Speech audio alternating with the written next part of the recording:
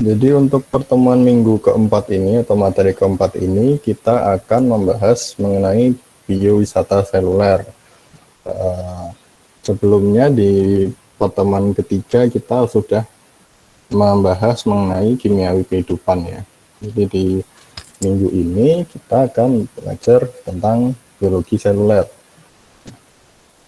Apa aja yang akan kita bahas atau capaian pembelajarannya di sini diharapkan mahasiswa mampu membedakan dan membandingkan tipe sel-sel yang berbeda, kemudian menjelaskan struktur membran sel dan fungsinya, kemudian menentukan respon sel terhadap lingkungan. Kita awalin dengan penelaahan sel. Nah, ini pada tahun 1665 Robert Hooke ini melakukan suatu eksperimen gitu terhadap kulit kayu. Nah, di mana di situ Robert Hooke itu meneliti tentang gabus atau tentang kulit kayu yang diteliti di bawah mikroskop. Nah, jadi di sini dulu mikroskop bentuknya seperti ini. Ternyata setelah diteliti di bawah mikroskop, terlihat adanya ruang-ruang kecil atau little room disebutnya.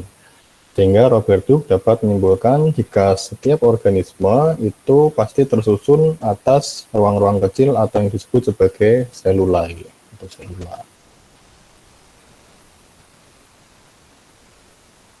Kemudian dilanjutkan pada 1950, itu setelah Robert Hooke ada penelitian lanjutan. Di situ penelitian tentang sel semakin berkembang ya, dan melahirkan beberapa teori sel. Di antaranya, satu, setiap organisme tersusun dari satu sel atau lebih. Kemudian, sel merupakan unit terkecil yang memiliki properti kehidupan. Kemudian, tiga, sel muncul dari pertumbuhan dan pembelahan sel sebelumnya. Nah, jadi di poin 2 itu sel itu unit terkecil ya, jadi organel itu enggak termasuk unit terkecil. Unit terkecilnya kita masuk dari sel. Jadi di sini ada beberapa alat. Ini adalah alat-alat yang digunakan untuk mempelajari sel dengan mikroskop ya. Kita untuk melihat sel itu menggunakan mikroskop. Nah, yang pertama yang udah sering kita lihat atau mungkin udah sering kita gunakan sebelumnya mungkin di praktikum biologi SMA gitu, ada yang namanya mikroskop cahaya dengan perbesaran 1000 kali. Nah, jadi di situ ada gambar sel manusia itu. Ini tapi cuman tampaknya seperti ini ya dari apa namanya mikroskop cahaya itu. Kemudian ada SEM, yang gambar kedua ini adalah SEM, itu memiliki perbesaran 100.000 kali. Nah, SEM ini adalah scanning electron microscope atau mikroskop pemindai elektron, dan yang kanan ini adalah TEM, yaitu transmission electron microscope atau mikroskop transmisi elektron. Perbesarannya sama-sama 100.000 kali. Akan tetapi kalau untuk SEM ini dia yang dilihat adalah permukaannya atau permukaan jaringan dengan bentuk 3 dimensi. Kalau misalkan TEM itu dia dapat melihat bagian dalam atau internal jaringannya. Ini gambar sel trakea. Jadi kalau si SEM ini yang bisa dilihat cuma tampak luarnya. Tetapi kalau yang TEM, kalau dibandingkan dengan TEM ini bisa melihat struktur bagian dalam jaringannya. Nah, selanjutnya yang keempat di sini ada cryo-electron microscope. Mikroskop ini bisa digunakan untuk melihat suatu molekul atau protein atau makromolekul yang ada pada jaringan. Jadi ini menghasilkan image 3 dimensi. Jadi sekarang udah banyak ya yang kita bisa alat-alat yang bisa menghasilkan image 3 dimensi. Dan misalkan USG pun yang dulu cuma bisa 2 dimensi USG, sekarang bisa menghasilkan citra 3 dimensi. Nah, selanjutnya kita di sini ada perbandingan ukuran dari organisme kehidupannya, mulai dari atom hingga manusia.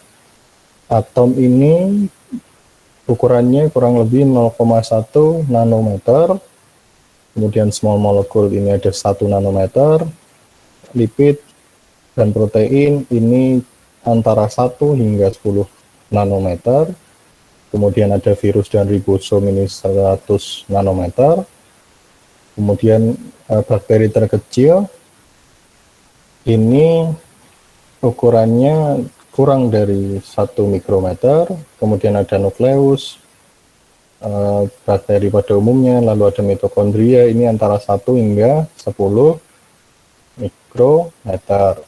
Kemudian ada sel hewan dan sel tumbuhan, itu kurang dari 100 mikrometer. Untuk sel telur hewan, ini sel telur manusia, sorry. Ini berada pada 100 mikrometer. Sedangkan manusia ini kurang lebih 1 sampai 2 meter ya, kurang lebih. Jadi itu perbandingannya berdasarkan gambar ini. Ini gambarnya kelihatan nggak ya? Oh, masih bisa dilihat. Gini. Jadi kayak gini ya perbandingannya. Lalu selanjutnya, mengapa sel berukuran kecil gitu? Mengapa tidak dalam satu organisme itu menggunakan satu sel saja, satu sel yang berukuran besar gitu? Di sini kita bisa membandingkan ada 2 kubus. Yang pertama ada 1 kubus besar dengan ukuran panjang sisinya itu 5 satuan atau 5 cm, di situ tidak dijelaskan satuannya, anggap aja 5 cm. Dan kubus satu lagi tersusun atas banyak kubus kecil dengan ukuran panjang sisi 1 cm. Nah, dari 2 perbandingan ini, maka semakin kecil panjang sisi kubus penyusunnya, maka total luas permukaannya akan semakin besar. Kemudian semakin kecil ukuran partikel, maka akan meningkatkan rasio perbandingan antara luas permukaan benda tersebut dengan volumenya. Rasio yang besar ini nanti akan berpengaruh terhadap permukaan materi antar sel dengan sel yang lain atau keluar masuk membran. Jadi kayak gini, misalkan volume, kalau misalkan kita bilang total volumenya pasti akan sama kayak gini. 5 dengan ini nanti total volumenya akan sama, tetapi kalau kita bicara luas permukaannya atau total luas penampang pasti akan berbeda, karena untuk satu masing-masing kubus ini, satu kubus ini kan memiliki 6 permukaan ya, jadi ada 6 sisi, ada 6 sisi kubus. Jadi kalau dibongkar jadi jaring-jaring kubus, di sini ada 6 sisi. Nah, berarti kalau misalkan di sini ada jadi berapa nih? 1, 2, 3, 4, 5, 5 kali 5, 25, 25 dikali 5, 125. Berarti di sini ada 125 kubus kecil. Itu ini harusnya 125 nih. 125 dikali 6, maka akan ada 750 permukaan. Ini perbandingannya. Jadi perbandingan permukaan yang di sini ada, atau jumlah sisi ya, jumlah penampangnya. Yang ini itu cuma ada 6 penampang atau 6 buah sisi kubus, sedangkan di sini ada 750 sisi kubus. Gitu. Jadi nanti rasionya bisa dibandingkan, gitu. Surface to volume rasionya.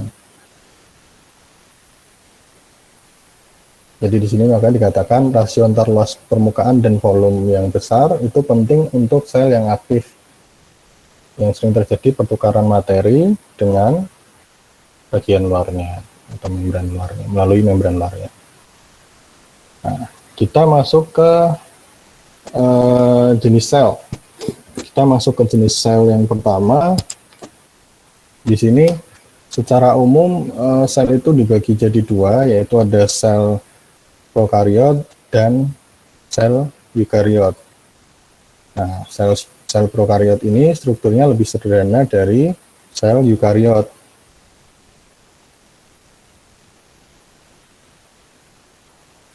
Misalkan di sini ada contohnya bakteri Bacillus coagulan. Coba kita zoom sedikit gambarnya.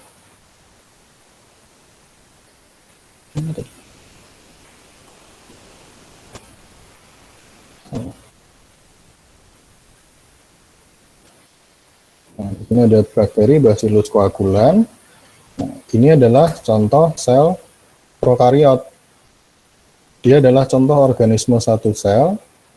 Kemudian sel prokariot ini pada umumnya dindingnya dilapisi oleh kapsul yang berisi polisakarida yang lengket, sehingga membuat sel tersebut lebih terlindungi dan juga mempermudah bakteri tersebut untuk menempel ke suatu media.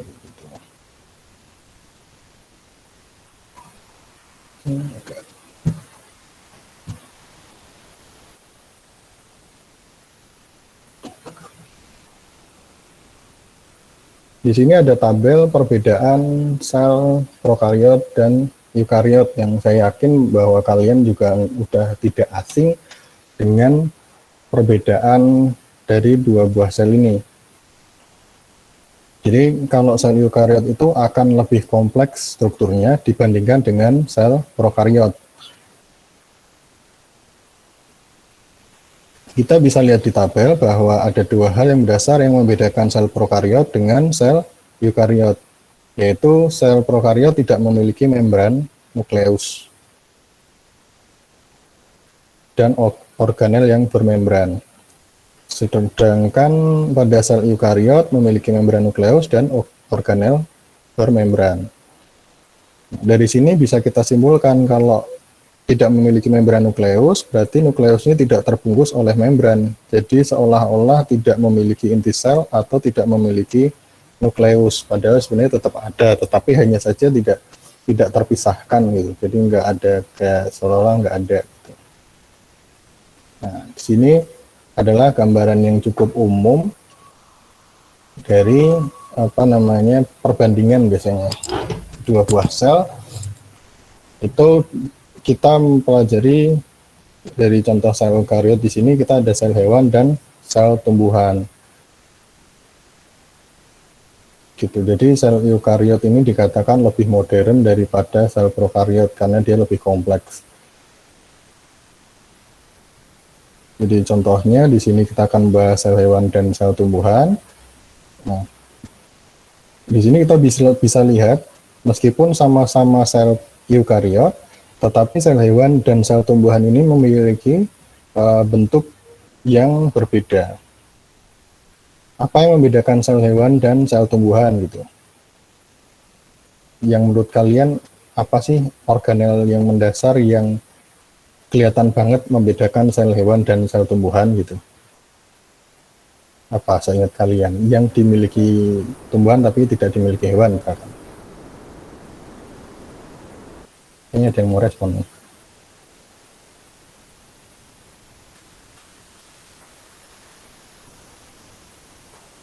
Oke, Residen. Di ini ya Pak, sel hewan dengan perbedaan sel hewan dan juga sel tumbuhan. Nah, yang pertama itu ada pada di dinding sel. Nah, di dinding sel ini, sel hewan ini tidak memiliki yang namanya dinding sel, tetapi pada di sel tumbuhan itu ada dinding sel. Itu yang pertama. Yang kedua ada plastisida. Di sel hewan itu tidak ada plastisida, di sel tumbuhan itu ada. Nah, habis itu yang kloroplas. Kloroplas ini kalau di sel hewan itu tidak ada yang namanya kloroplas, tetapi di sel tumbuhan itu ada kloroplas. Habis itu selanjutnya ada sentriol. Di sentriol ini kalau di sel hewan itu ada, tetapi di sel tumbuhan itu tidak ada. Habis itu ada vakuola. Vakuola ini yang membedakan adalah besarannya. Di sel hewan itu berukuran kecil, tetapi di sel tumbuhan itu berukuran besar. Itu sih yang menurut saya perbedaan antara sel hewan dan juga sel tumbuhan. Ada pada dinding sel, plastisida, kloroplas, sentriol, dan juga vakuola. Terima kasih Pak.